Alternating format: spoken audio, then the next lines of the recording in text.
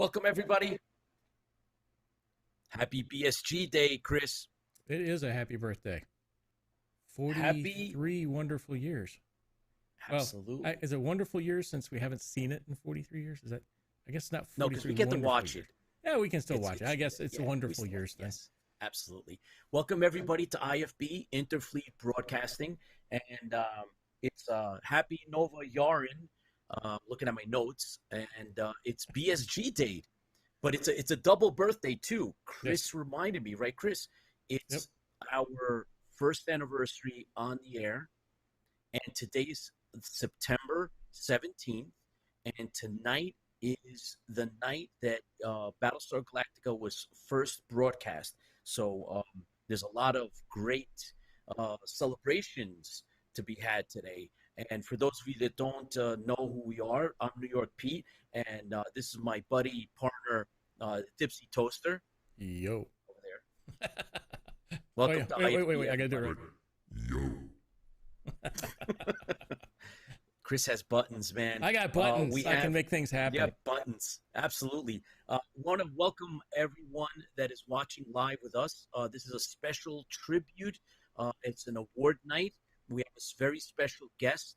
Mr. Eric Larson is here with us. We also have a director from UNESCO, the New York chapter from Greece. Billy Chrissochos is also here to present some awards. Clay Arden, Sean, Lola, and John, Marcelo Arias Espinoza is watching with us. Thank you for joining. Let's see, we got Sean, Janet Jenkins, George in the house, John, Jeff, and everybody else. Thank you for tuning in. Chris, thank you for joining us as well. And of course, I'm here. Yes, that's right. The other Chris. Oh, yeah. Yeah. Chris Laskowski. Thank you for joining, everybody. He's all the way in Australia, by the way. Yes, he is. Absolutely.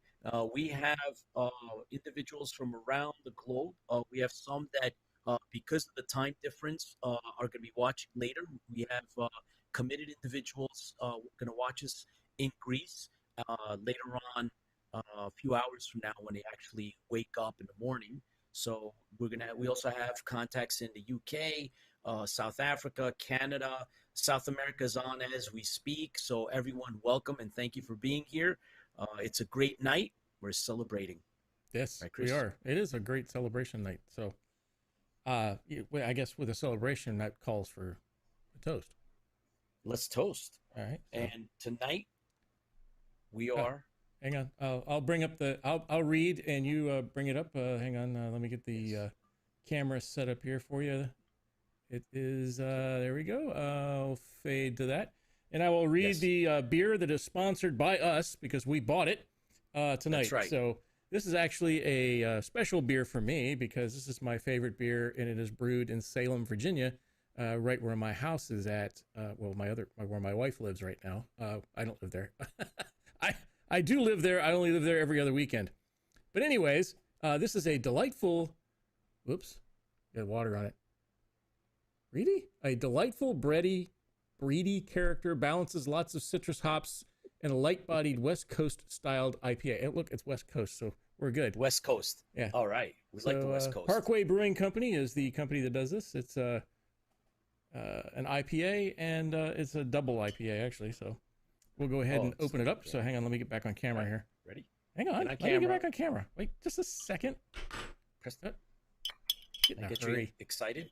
Getting excited? That's it. All right, here we go. Ready? Yeah. Ready? 1, 2, 3. All right. Pouring. Here we go. Pour time? Get it right next to the mic. Yep. Ready?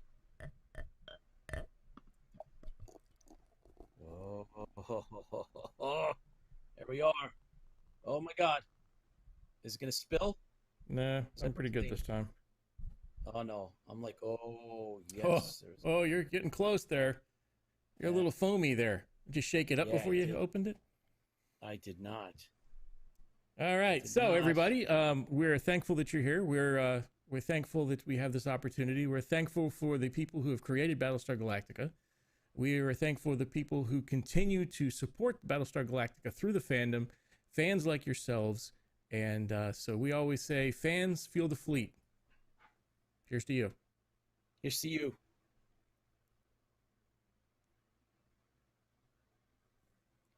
Oh, not bad. Very good. Excellent. I don't think it was as good as Dragons, whatever it was the other night. So, Dragon's Milk? No, that was totally unique. That was definitely unique. This is not in the same category. This is something else. But Chris, we are here because of a show. Battlestar Galactica 1978 was the reason that first to pray that our negotiations would be successful. I think we're getting interrupted. We're being interrupted. What's going on? All of us, 30 years, will not be settled overnight. But we should all 30 years will not be settled overnight. Okay, all right, enough of that. One of the agreements that President Sadat and Prime Minister Begin are signing tonight is entitled a framework. We've lost the whole audience by now, right? Yeah. Does everybody remember that when you were watching Battlestar Galactica for the very first time, September 17th?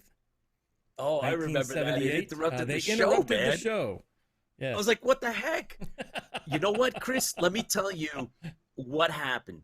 So I tune in on television. I'm watching it, and my father says, get your jacket and let's go. We have to go make a delivery. And I was like, make a delivery? Are you kidding? I'm watching this show. My dad's like, turn the TV off. And it was some type of a miracle, because this cut in, we made a delivery and came back, and there's Battlestar Galactica starting right back up. So it was an omen for me. I was like, this is going to be my favorite show because I didn't miss anything. I was like, yes, Battlestar Galactica's for me, man. So I remember it clear as day. Were you watching live? Yep. I was watching live in Casper, Wyoming. And then, But the funny thing is I think we've talked about this before, is it's scary because there was like no reruns back then. You couldn't like go and pull it back up on your phone or whatever else. In 1978, you either watched it live or maybe you caught a rewatch of it later on at like midnight or something. And sometimes they would play it again during the week. But if someone didn't press record on the VCR, or had a VCR recording of it, or your VCR failed to record it, you were out of luck. You didn't get to see it. You had to go to Blockbuster to rent it later on. I don't really think Blockbuster was right? there. Yeah. So it was incredible, man. I remember it was fantastic. I was just giving the thumbs up to Mediocre Modeler for joining us. Thanks. And oh my God, it totally threw me off. I thought my phone was messing up because they knew millions would be watching, said Sean. Jeff, thanks for joining us. What the frack? Absolutely. Right. So yeah, that's what went on here in the United States while it was on. And because of that show, individuals like us, Chris, you and me are here because of Battlestar Galactica. Yes. We wouldn't be doing the show. We wouldn't be rounding up everybody else. We wouldn't be involved with the rest of, the fandoms that are out there. This is all because of his show. We've been motivated, and this is my way of giving back. I know, Chris, you have your own motivations, but I know that I'm not sure what they are. Yeah, except that it's BSG. It's all about BSG. Battlestar It's Galactica. Fun. It's amazing. It is. And we wanted to actually recognize the father creator of Battlestar Galactica, and we want to talk a little bit about him, right, Chris? And most of the fans obviously know that he not only created Battlestar Galactica, right? There's a whole bunch of other shows. You were doing some research as well as I did, but I remember you were rattling off a list. So Glen A. Larson has a long list, encyclopedic list of shows that he was involved in, right, Chris? Yes. Crazy. I mean, just a couple here. So we got our Battlestar Galactica. We've got the Buck Rogers. We've got There's so many different ones. These are great. These are great pictures. Who are these provided by again? These were This is by Gaz Williams. Yes, used with permission. He put those together, and they are incredible. So I reached out to him. Yeah, the family look and the Battlestar. Yeah, that's awesome. Look at this. Oh, there's the Knight Rider. I don't recall the guy up in the top right hand beside Aaron Gray.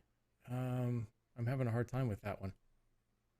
Oh, you know Is that the one with the that wasn't BJ and the Bear, but the one with the truck? There's one with a truck. That was a weird looking truck. It's one of your favorite movies. One of your favorite movies. What's Firefly? One of your favorite movies? Serenity. Oh no, come on, man. But I'll tell you this much: it's actually an individual that. Oh, Sean says Automan, the Flash Gordon. That's Flash Gordon. No, that's not Flash Gordon with the shotgun. That's Flash Gordon. Yeah, it's Flash Gordon. Yes. No, it's not. Yes, it is. No, it's not. Yes, it is. Yes, I bet you it's not. Anyway, the point being that Glen Larson had his roots in singing in the 1950s. He was part of the Four Preps, and he composed a lot of the music for the TV shows. I wasn't. He actually shared an award with Stu Phillips for the the theme.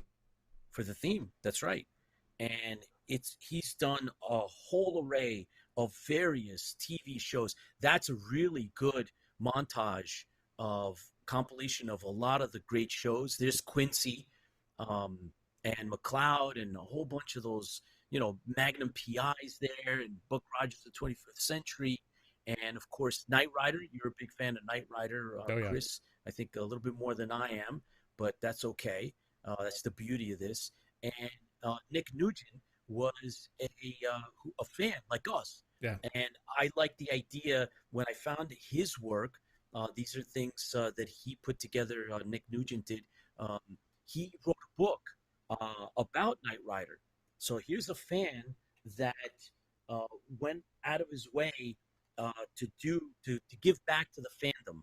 And he wrote the Knight Rider Companion.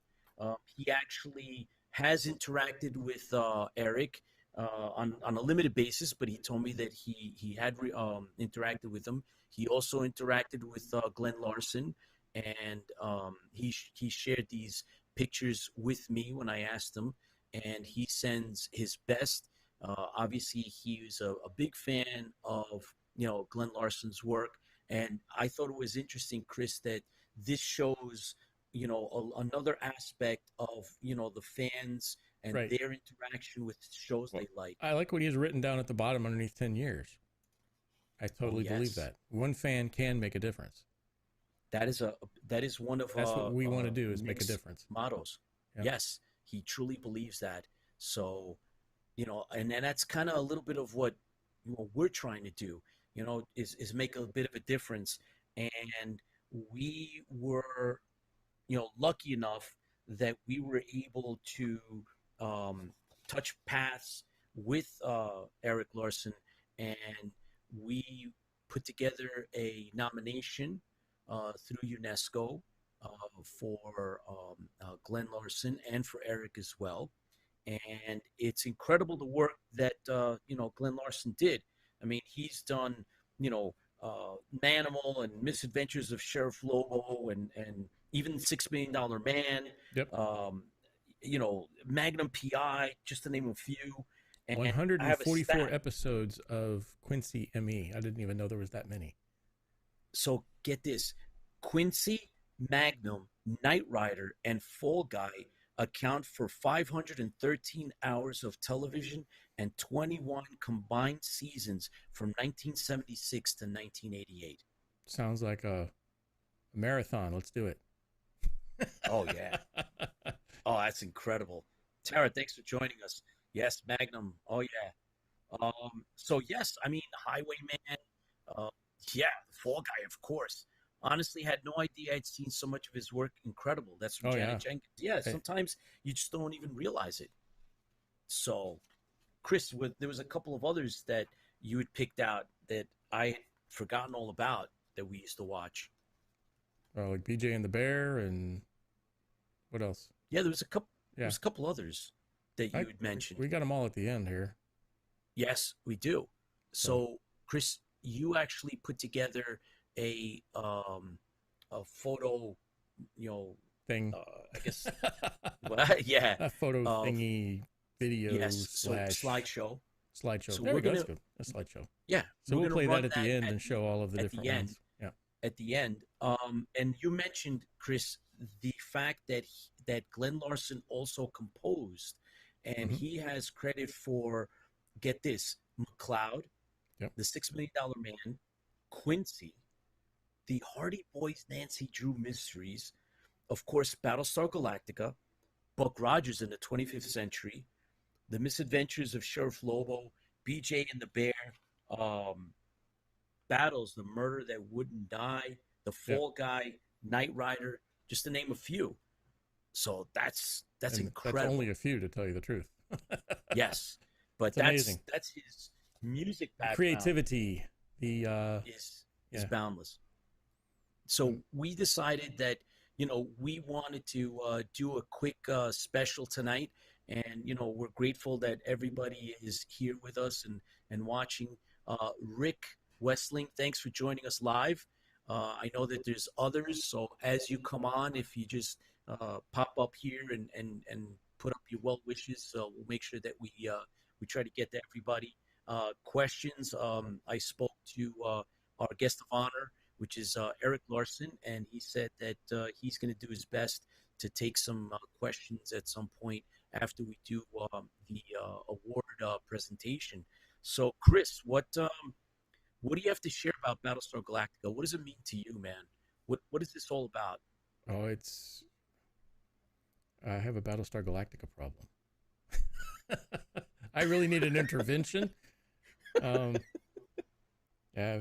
Luckily, my wife does not watch the show, so she does not realize how much stuff I buy. It's Battlestar Galactica related. I mean, yeah, I've got a problem. I probably there probably should be a Battlestar Galactica Anonymous or something, but I don't want to go because I won't make the step program. It just won't happen. I won't make it through step one.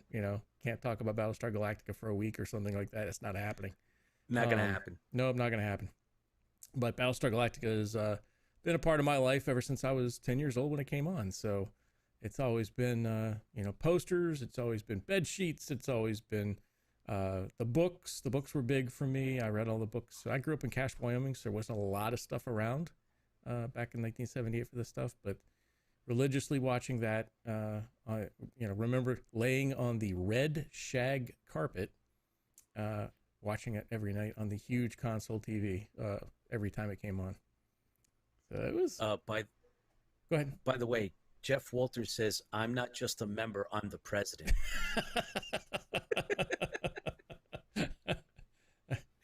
Yeah, you have to. Then we start our own religion. You get the Cylon Buddha, and then. You're one of the high priests already. Yeah, then we'll start the Lords of Kobol religion. We'll probably hit out sooner or later. Nah, it's not. I'm crazy about it. I don't worship it, of course, but probably darn one close. Level below. Huh? You're one level, one step below. Yeah. Which is where you need to be. That's okay. The first step is to admit it. So yes, George, he's admitted it, and Jeff says, "By your command." Lola says, "I understand. I'm obsessed." Yes. Hey, welcome, Jeannie Kuros. Thank you for joining. We're just about ready to dive into the actual award. Yeah, hang on. I've got a little. I think I have a video we can play real quick. All right, let's do it. Hang on, let's do this. Well, go figure the audio doesn't work. It's the special. That's right. Welcome, everybody, to our special try that tonight. Again. And go for it, because we're a black screen.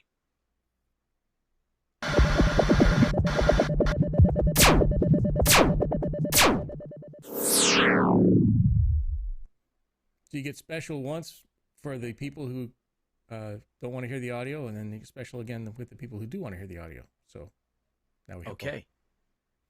two is better than one. So it's a special. It's a very special day. Like we said before, it's a birthday, but we also have a group of special guests.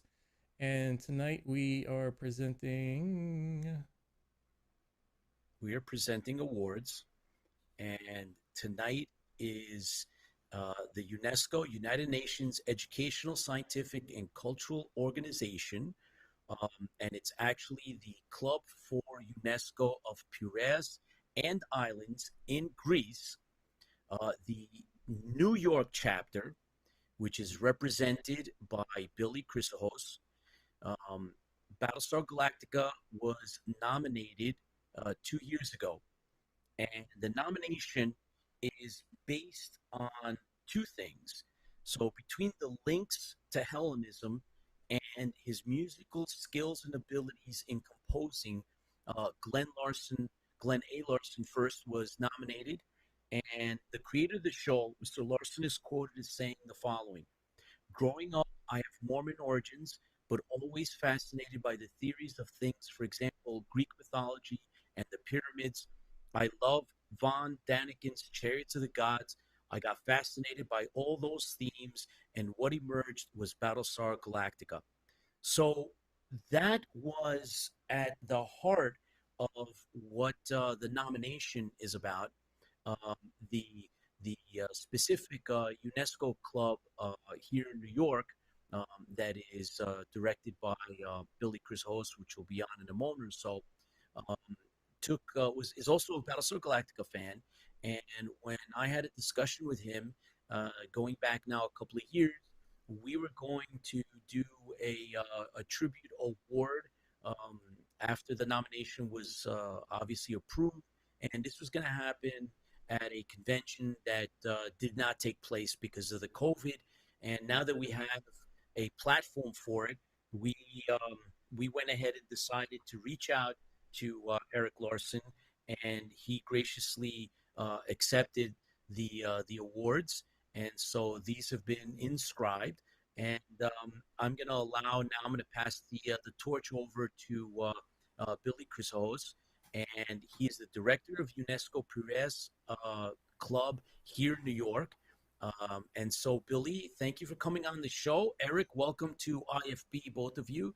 And Billy, tell us a little bit about the award and the nomination, and then I guess we can, kind of pass it on to Eric.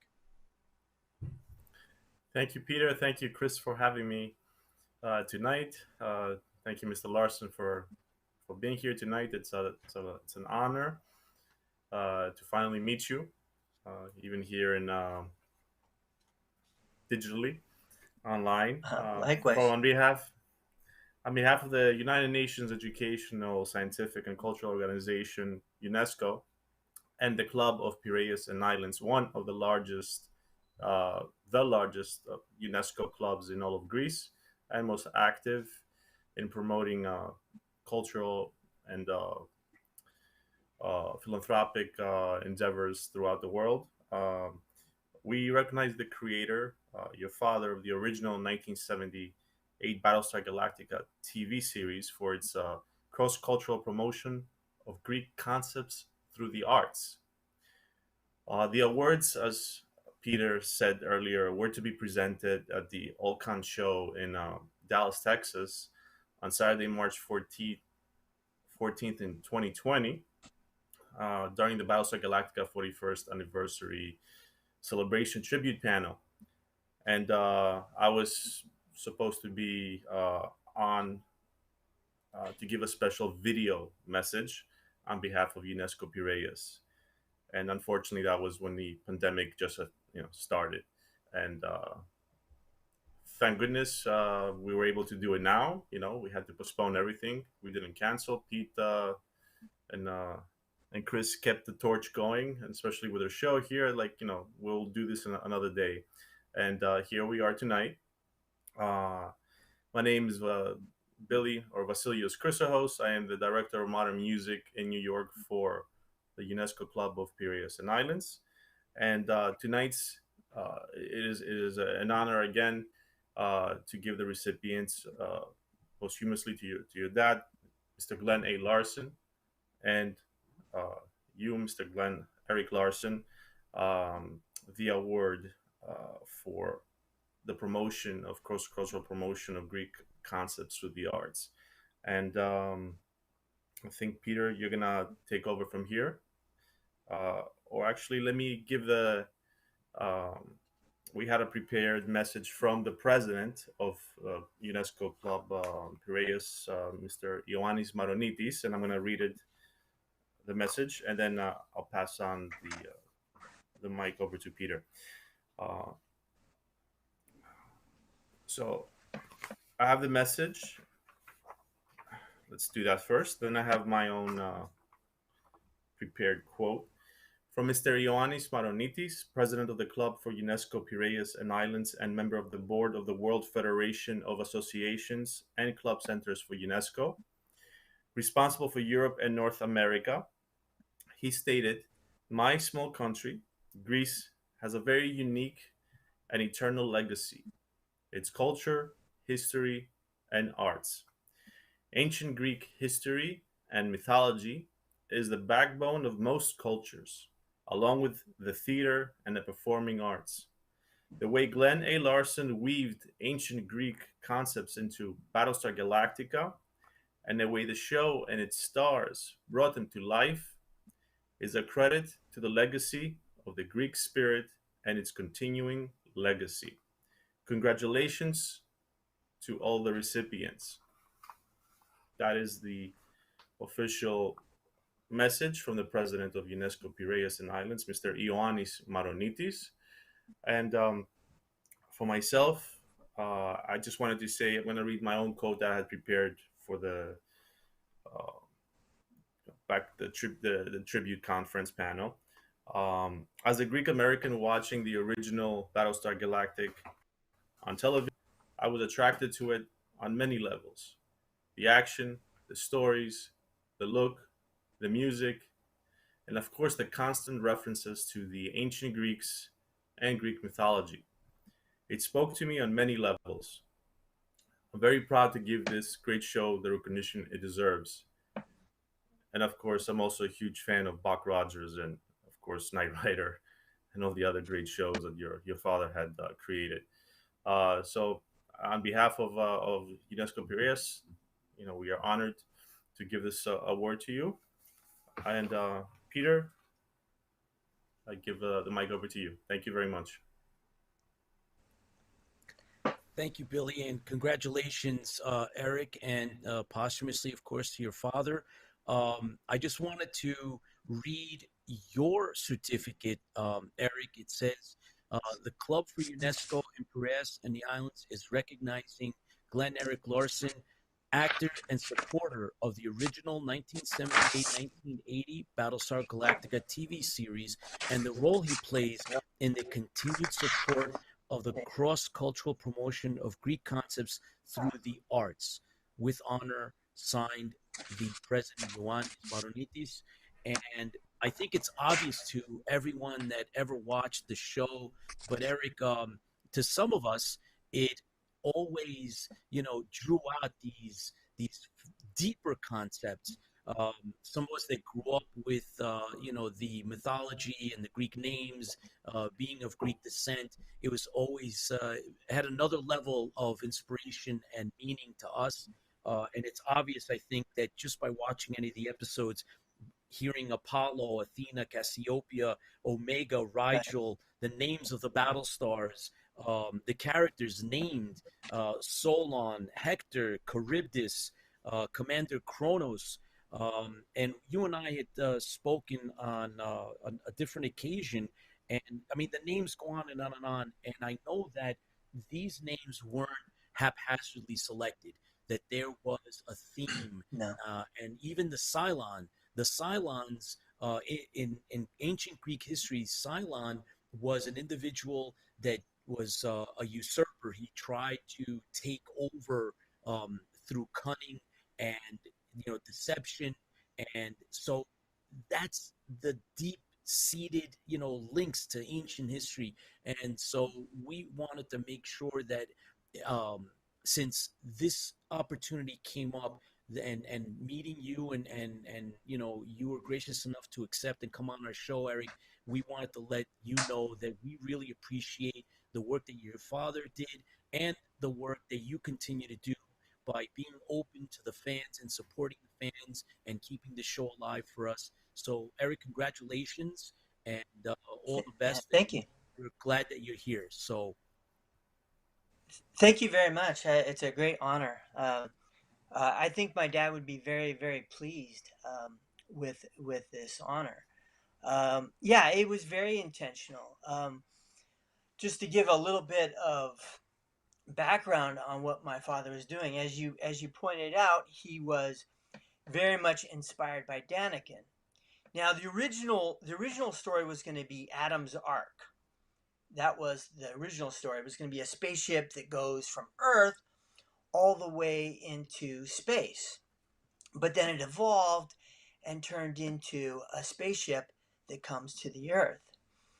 And so, as Daniken talked about that, all of these ancient astronauts were leaving their mark on all of these ancient civilizations. So he imagined that you could have these other astronauts coming in to inspire the Greeks and the Egyptians, the Toltecs and the Mayans and so forth.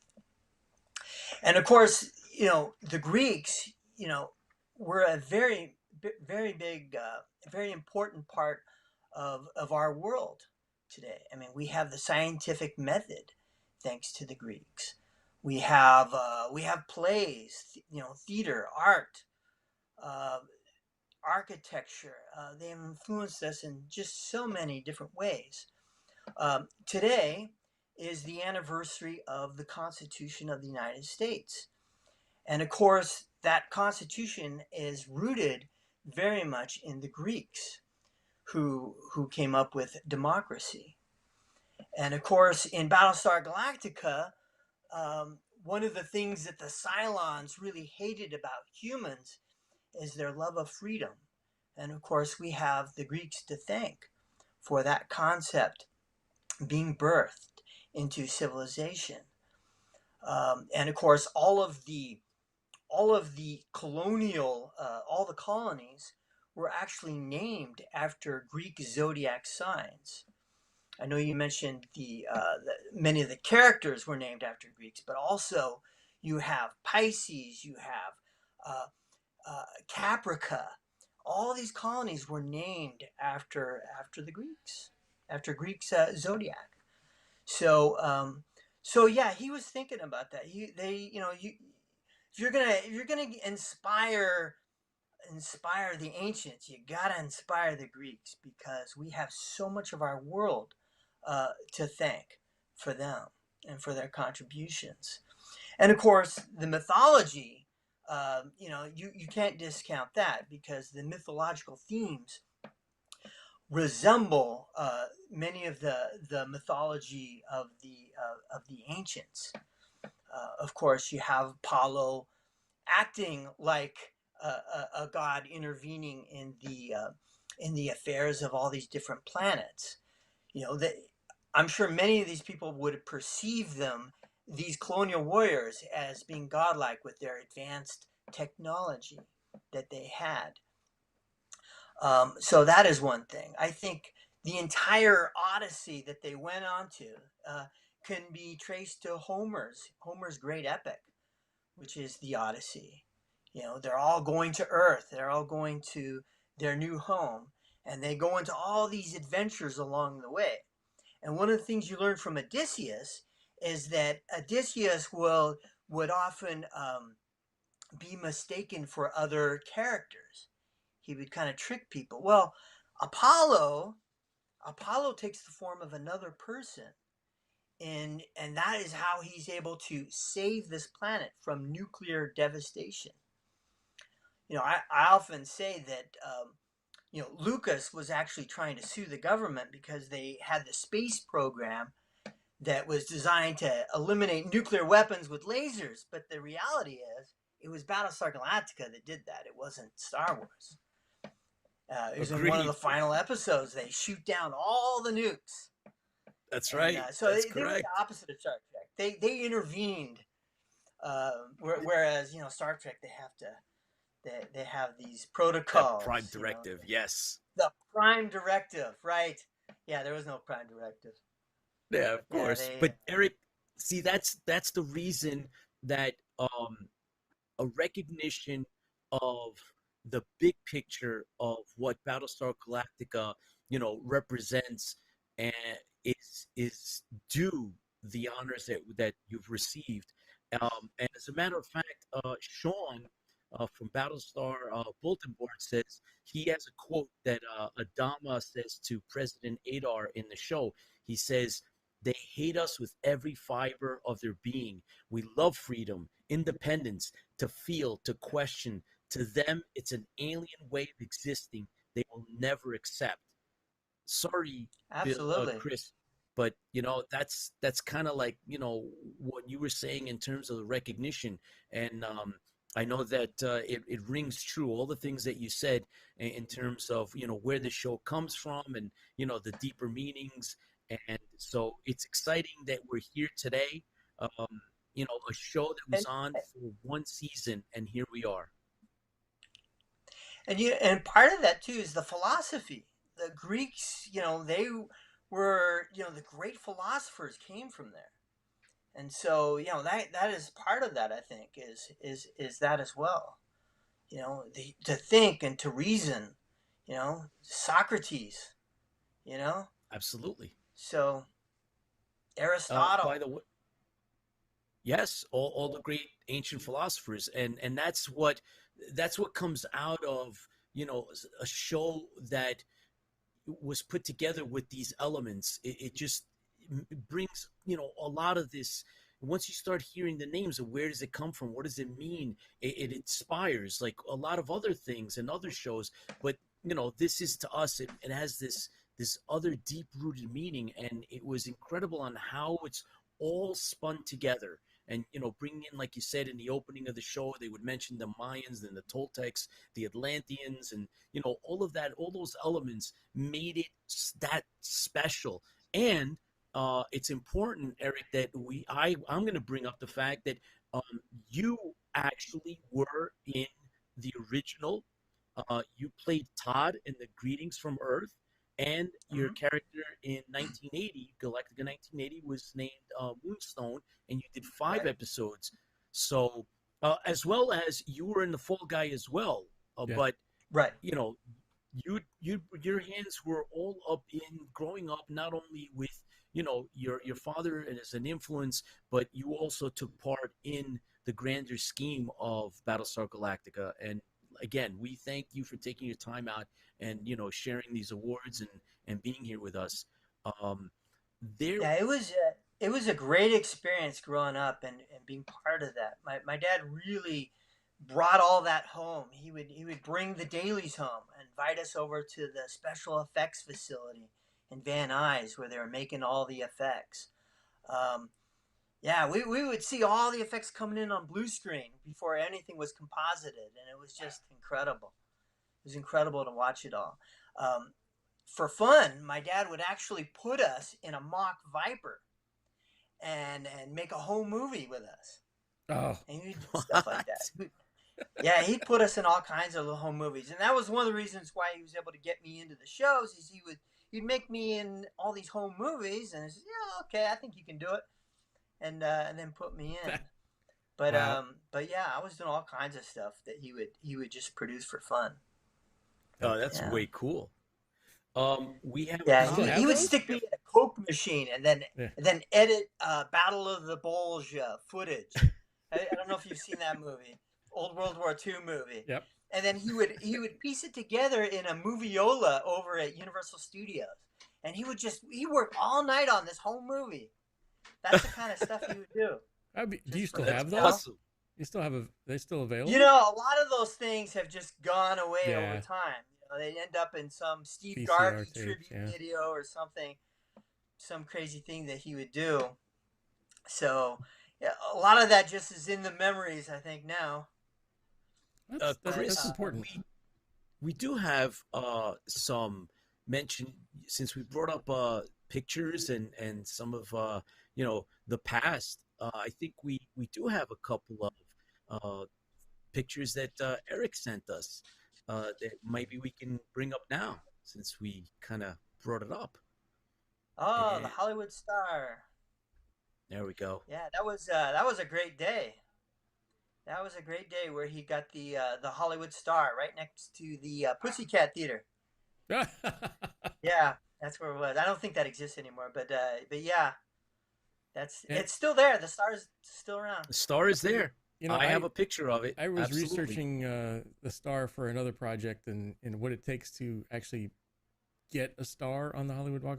It's not like, hey, I want a star on the Hollywood Walk of Fame. No, Nope. you have to have certain philanthropy. You still have to show so many volunteer hours, and then all this stuff goes to a board who selects that. And it's not just, hey, he was a star, so let's give him a star on the Hollywood Walk of Fame. It doesn't Nope. work that way. No, there's a lot that goes into it. It was a lot of fun. They when my dad was in high school, he went to Hollywood High, and I guess he did something bad, and he didn't get his Letterman shirt. And so finally, at the Walk of Fame, they finally gave him his Letterman shirt.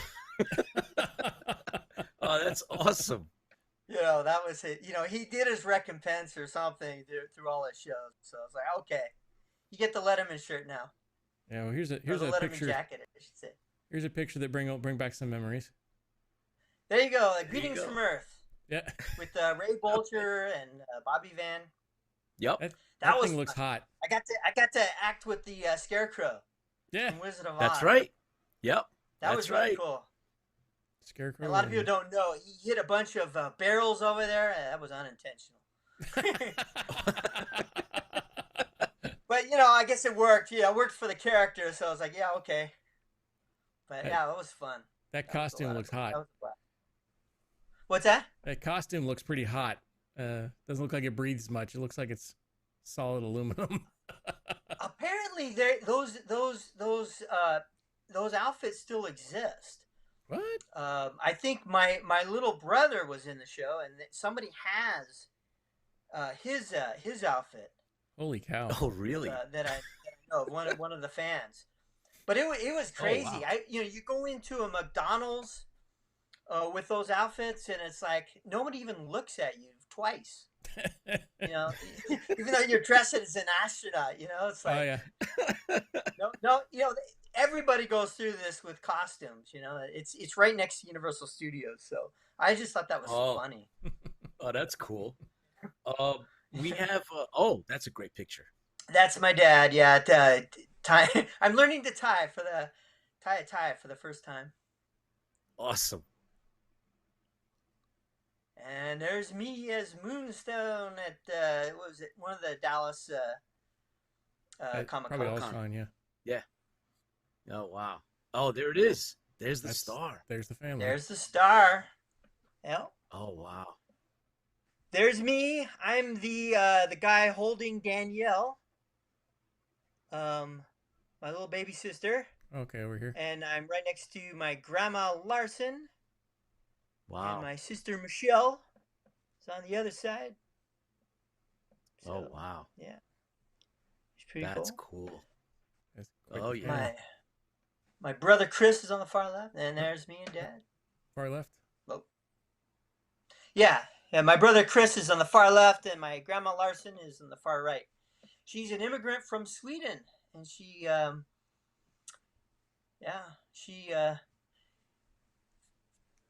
lot of people don't know that my father was very obsessed with water. He's always been obsessed with water, and it's because my grandma Larson, when she came home from work, she would run the shower, and that just relaxed him.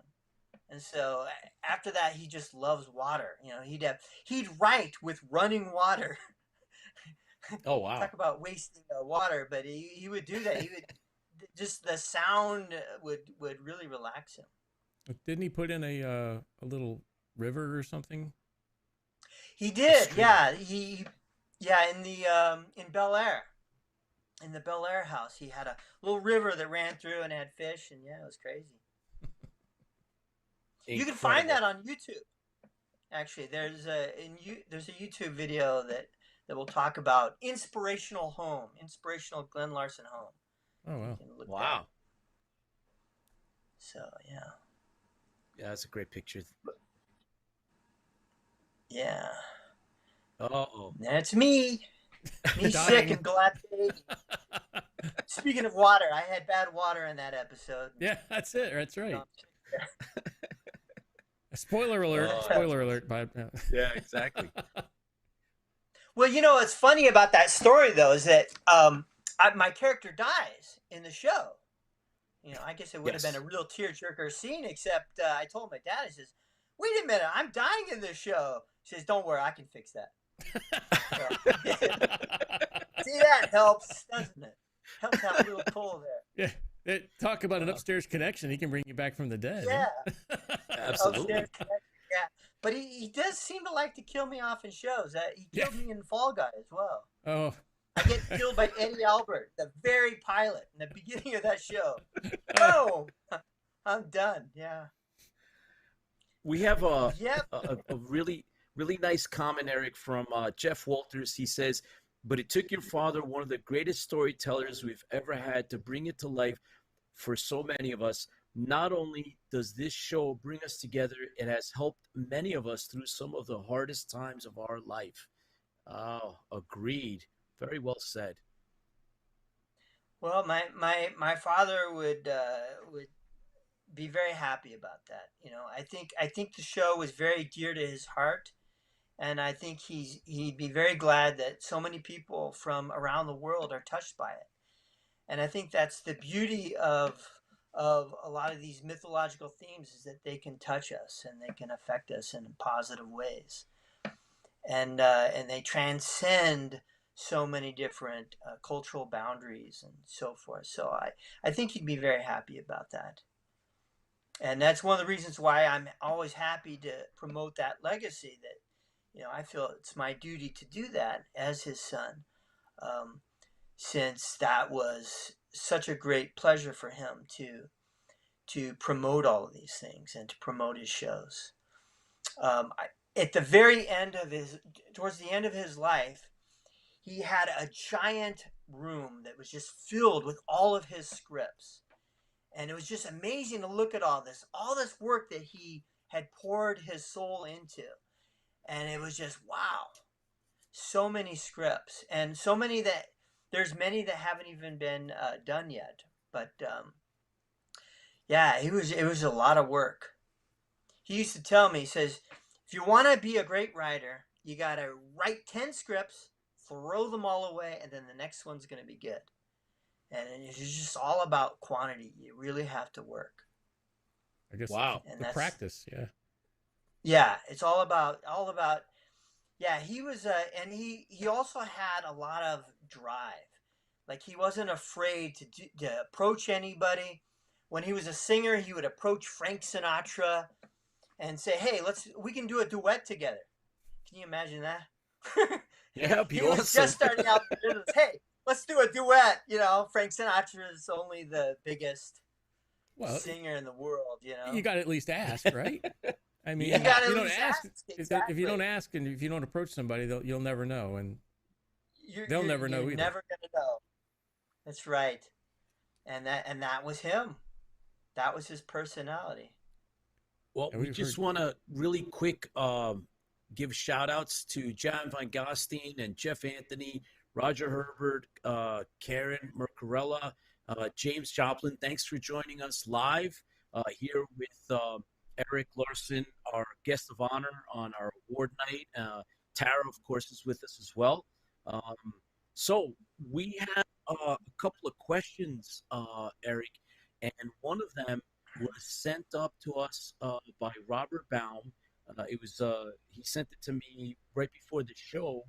He was not able to make it. He's stuck at work.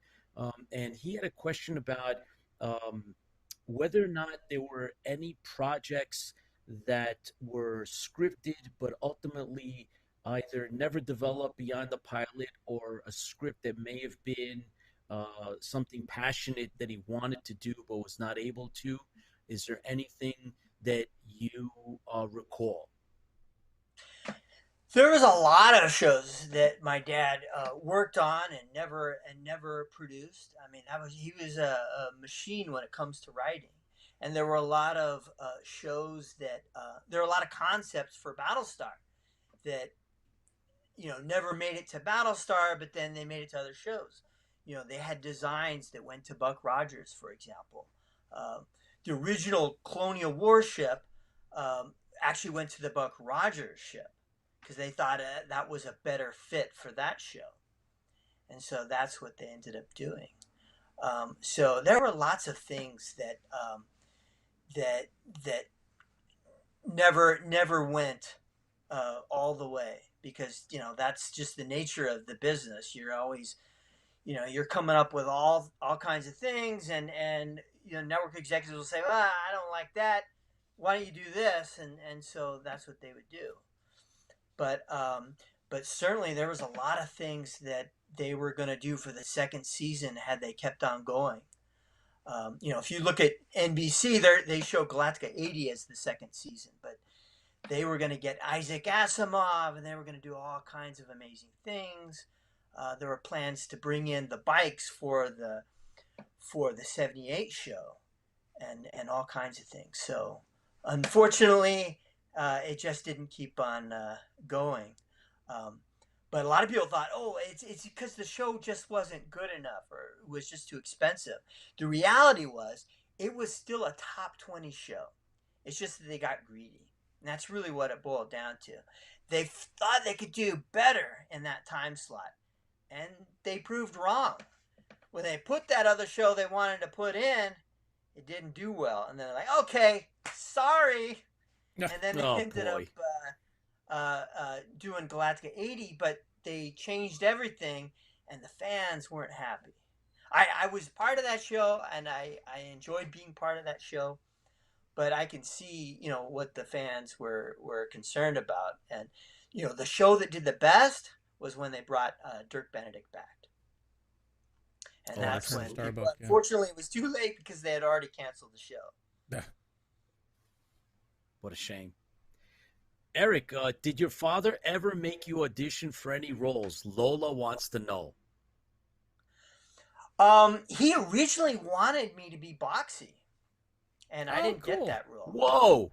I was going to be Boxy, but yeah, I mean, my auditions were all the home movies.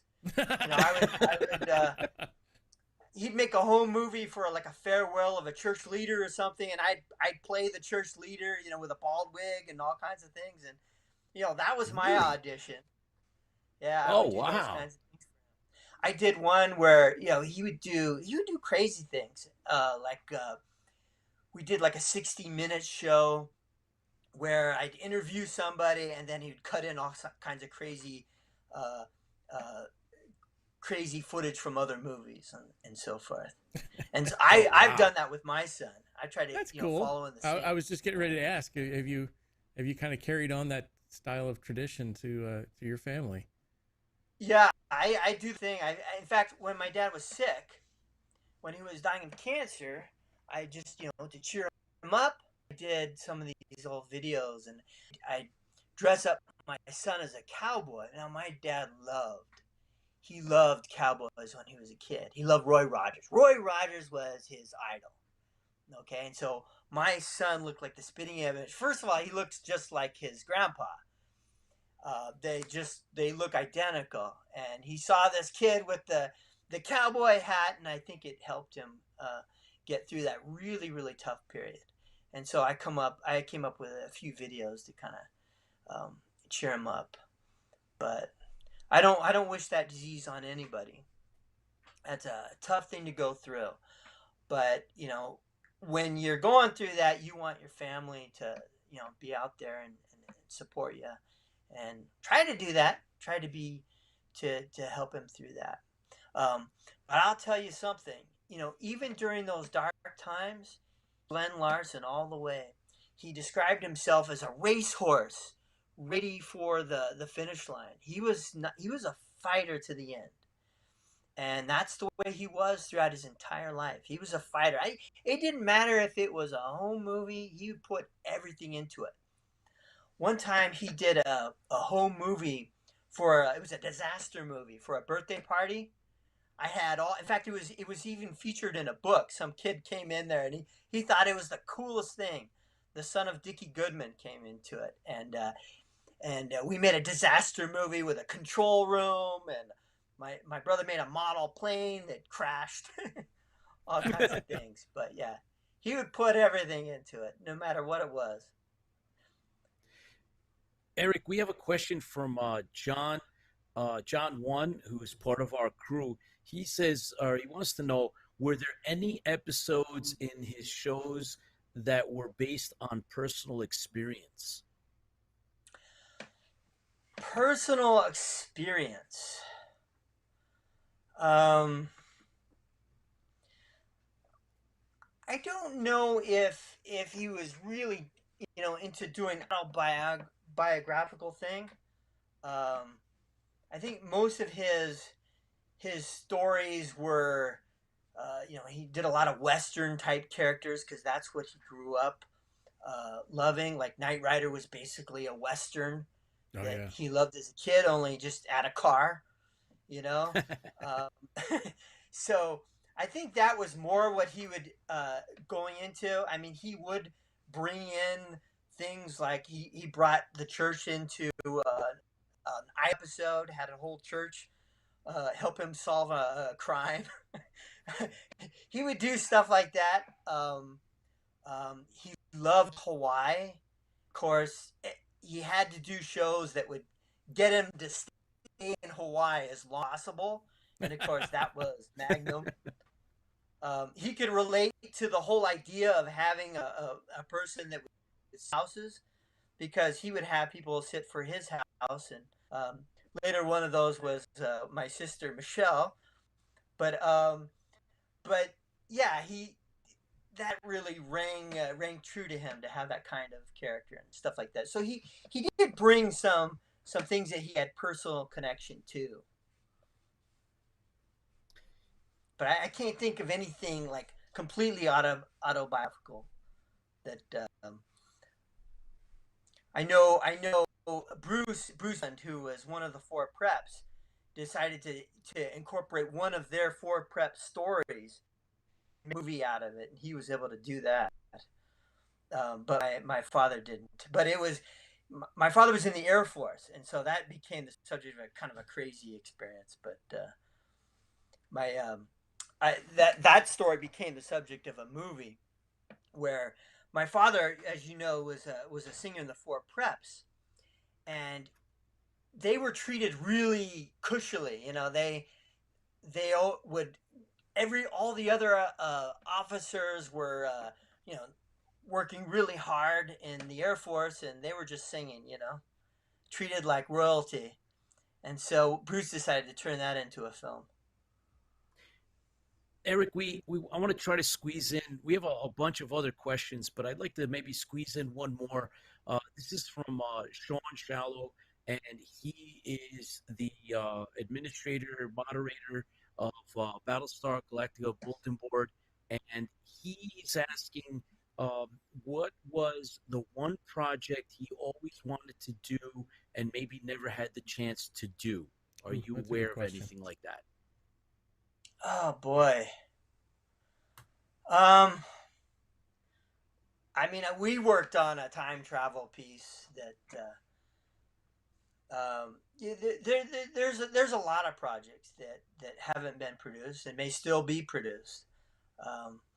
So the state owns those properties, so we may see some of those unfinished scripts turn into films.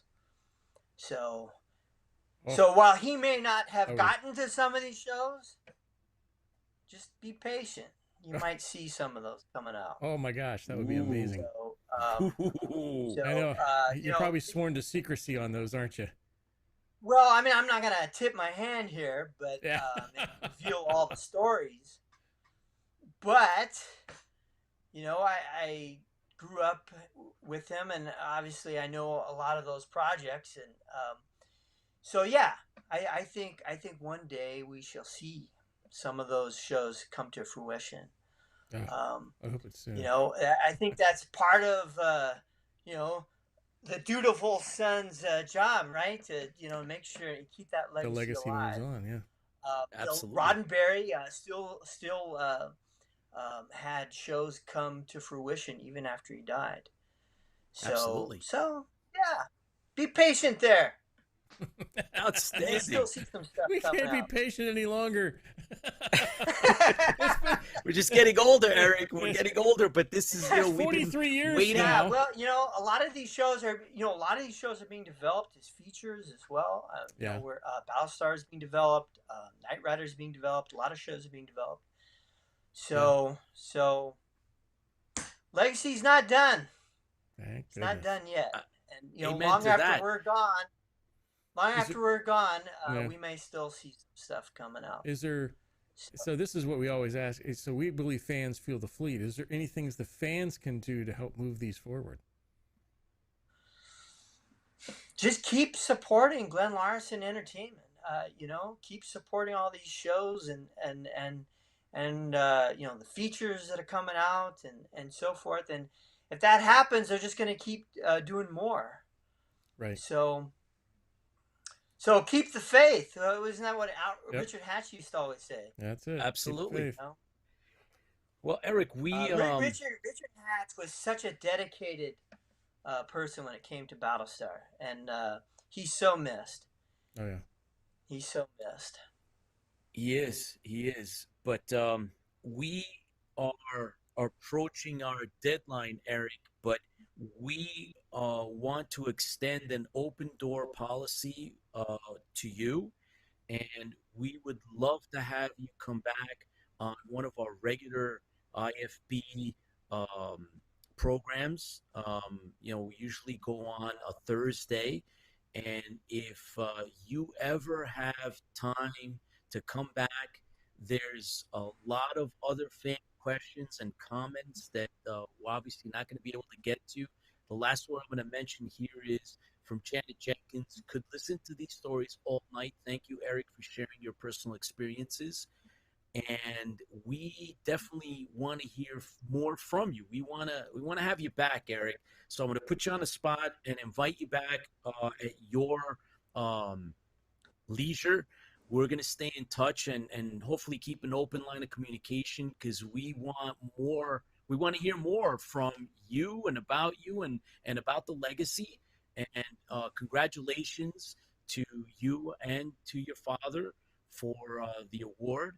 And Chris, if there's anything we can do to help further the legacy or continue the legacy, please reach out to us, because we, like I said, we believe the fans fuel the fleet. The fandom is out here, as you well know, and we are chomping at the bit to do whatever we can to make things happen.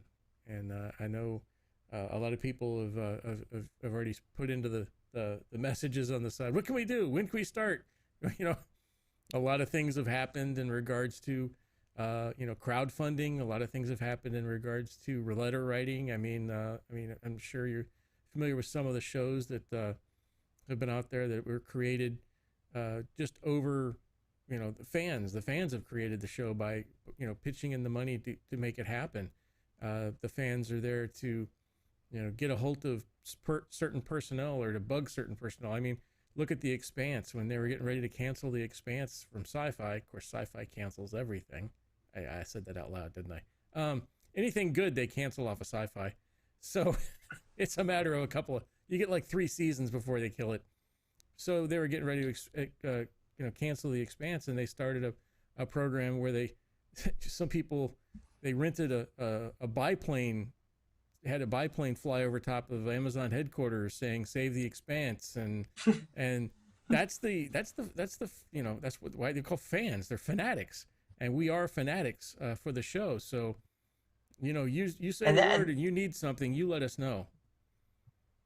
Well, that's what keeps all of this alive, and none of this would happen without the fans. None of it would. Battlestar Galactica is kept alive through all those fans, just doing the legwork and keeping it going. So my father would be very pleased, and was pleased in his lifetime when he saw the outpouring. Well, I guess that's that. By the way, Paul Roeder, who is a longtime supporter of everything Battlestar Galactica, especially the 1978 classic original, is also with us, and he sends his best. Tons of congrats. Thanks for joining us, Paul. He is one of the anchors in the Battlestar Galactica community. David Alexander, thank you for being on with us live as well, and to everybody else. And for me, congratulations again, Eric, and to your father. Long live Battlestar Galactica. Billy, thank you for going out of your way and helping pushing this award and coming on tonight and doing what we should have, been able to do all along, but we got it done now. And to you, Chris, my buddy, Battlestar Galactica has made this happen, and today's the anniversary, and I'm really happy that we got a chance to do all of this. So here's to all of you guys. Here's to all of you, and don't leave. We'll start up a special. I'll have to admit the music is not the cinematic music that I wanted, because once again, if I play a cinematic track that's not allowed, they'll take the channel down. So as always, you have to watch for the copyright protections, just like everything else in the world, right? So I put together a little bit of a thing. It's gonna be it's roughly 10 minutes long, because there is so many shows that your father was involved in, whether it be inspiring with the characters, or writing, or producing, or it took me a while to put together. I pared this down. I probably still have missed a couple, I'm sure, but I believe there's some there that you'll recognize, and I'm sure some of the fans will be like, he did that. I know that's what happens a lot of the times when you see these things. So I'll go ahead and put this up, and then we'll sign off after that.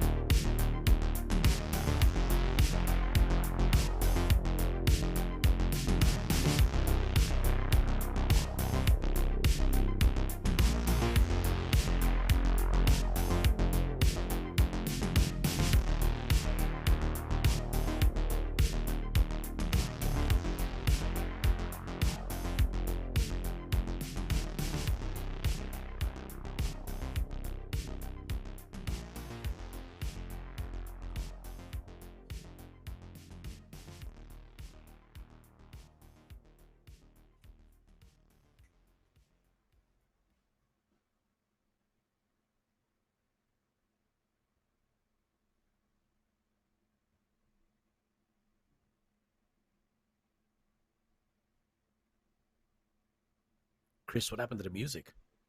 There it goes. Reached the end of the list. Oh, here it is. All good things.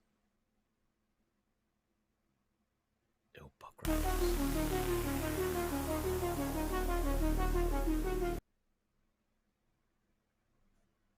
Yeah, go figure. Nothing ever works the right way.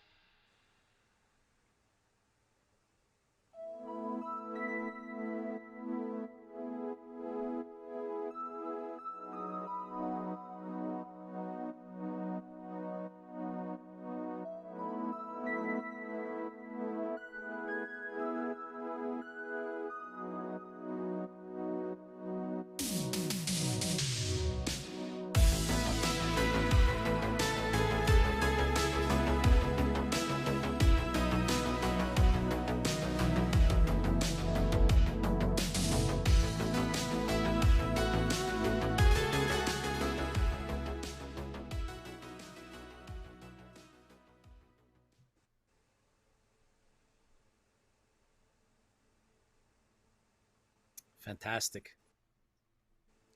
Unbelievable how many shows. It is. It's true. Unbelievable. It's a long life of writing and producing. Oh, absolutely.